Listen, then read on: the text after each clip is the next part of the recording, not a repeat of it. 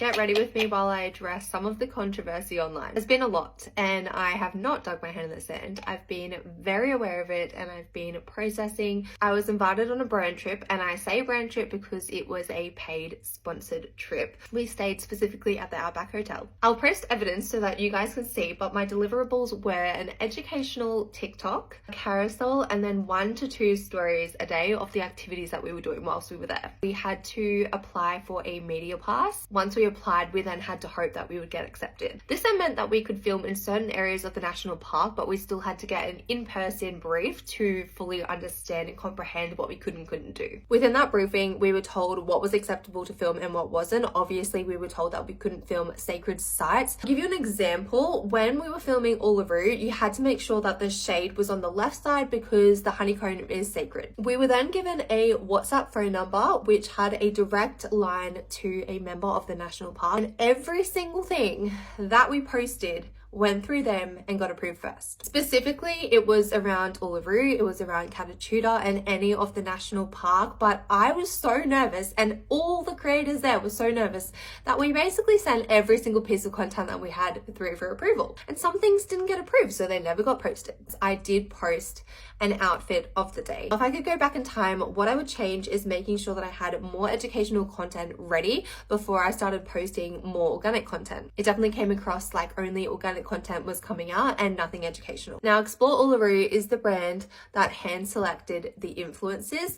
I left a comment up here on a video and I have poorly worded this. I've said that we were handpicked and then I said by the elders. What I meant to say is we were handpicked by Explore Uluru to then be educated by the elders. For confusion of people reading that, I definitely should have worded that differently. Before attending the trip, I knew that Jess and Bella were coming, but I did not know the other influencers and whether they were Indigenous or non-Indigenous. Do I think that there should have been Indigenous creators on the trip invited? 100% I do. We did so many incredible experiences that you just had to be there in person to be able to experience them. For example, when we had Sami, an Ananu elder, guide us through the base of Uluru and share story time, I can't share those stories, and you just have to be there in person to hear them for yourselves. Now, any elder that educated us or any Ananu community member, they gave us their permission and consent to both film them and post them on social media. The paid deliverables, specifically in my case, my TikTok video that was educational, definitely took a longer process to be approved and also longer to make and curate. I've seen videos made by other Australian creators. After her video came out, I actually messaged her because the agency that I just left, she is under, and I was upset and frustrated that she didn't ask us, like myself or any of the other influencers or even her own agency who facilitated influencers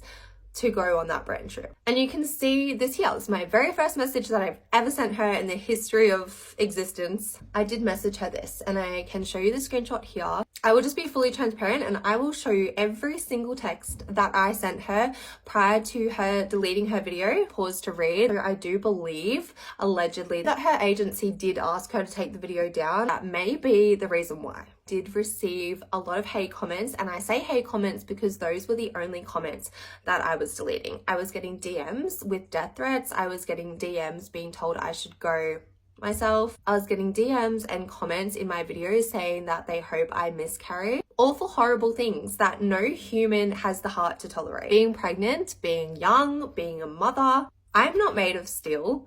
I have mental health that I need to sustain and maintain for my family, for myself, and for the safety of my baby. I do stand by the fact that I did delete many comments or block people who were leaving hate comments specifically. Since then, I've reached out to the brand and they have told me that they are not going to release a statement. They said that they do Indigenous trips and that there is one coming up in October. Do I definitely wish I had have reconsidered my content and strategized differently? Yes, I do. But I'm not going to lie. The level of death threats and hate comments and threats against my family, wishing upon me that I was to, or that my baby was to, is truly horrible. I wish it upon no one. My educational video has been approved now, but in complete honesty, I am scared to post it. Thanks for taking the time to listen.